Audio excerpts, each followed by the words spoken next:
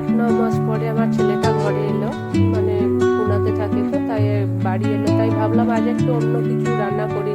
সব সময় তো কুকের হাতে রান্না খেয়ে খেয়ে, আর ওরা মহারাষ্ট্রানটা অত ভালো রান্নাও করতে পারে না, তাই ভাবলাম একটু অন্য কিছু করি।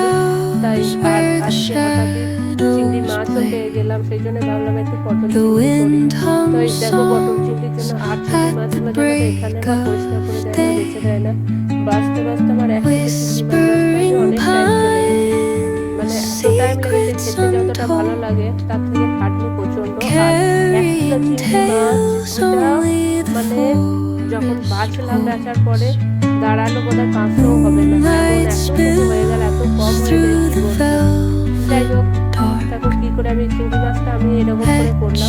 প্রথমে চিংড়ি মাছটাকে ভালো করে ভেজে নিয়েছি, ভালো করে ভেজে নেওয়ার পরে তারপরে ওই তেলে দেখো পটলটাকে ভালো করে ভেজে নিলাম, ভেজে নেওয়ার পরে তুলে নিয়েছি। এবার আলুগুলো অল্প সিদ্ধ করে নিয়েছি, যাতে মানে ভালো মাখা মাখা হয় সবজিটা। তারপরে কি করলাম, তেলের মধ্যে গোটা গরম মশলা দিলাম, তারপরে গরম মশলা দেওয়ার পরে আলুগুলো হালকা ফ্রাই করে নিলাম।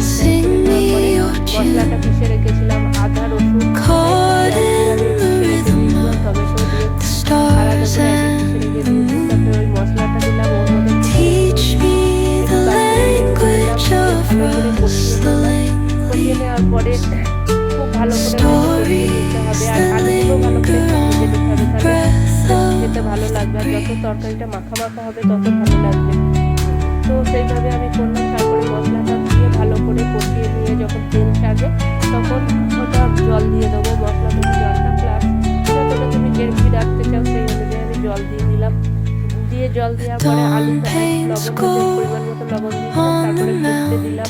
ফুটে যাওয়ার পরে আলুগুলো যতক্ষণ ফুটবে, ফুটে গেল তখন আমি পটলগুলো দিয়ে তারপরে আবার কিছুক্ষণ ফোটালাম ওটা সবজিটা। তারপরে ফুটে যাওয়ার পরে তারপরে আমি মাছগুলো দেওয়ার পরে অনেকক্ষণ আবারও ফোটালাম, যাতে ভালো করে গ্রেভিটা মাছের মধ্যে ঢুকে যায়। এভাবে দেখো আমি কিছুক্ষণ ধরে ফোটালাম।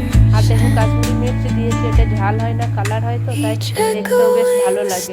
আর আমরা মা মেয়ে এরকম আমরা না ঝালটা একটু কমই খাই, তাই খেতেই পারি না, একদমই জানি না কেন। কাঁচা লঙ্কা একটু খাই, আর এমনি তো শুকনো লঙ্কা তো খাই না। যাই হোক, তারপরে দেখো ফুটে যাওয়ার পরে বেশ ভালো গ্রেভিটা বেশ করে হয়ে যাওয়ার পরে আমি এবার দেখো গরম মশলা দিয়ে দিলাম, খানিকটা গুঁড়ো গরম মশলা দিলাম এবং একটু ঘি দিয়ে দিলাম। এইভাবে আর কিছুক্ষণ ফুটিয়ে দিলাম। ফুটিয়ে নেওয়ার পরে এবার তুমি যতটা গ্রেভিটা আমি একটু দিয়ে রাখলাম, মানে গ্রেভি রাখলাম। পরে ঠান্ডা হয়ে গেলে না গ্রেভিটা অতটা থাকে না, একটু বেশ বসে যায়, সেই জন্য আমি এতটাই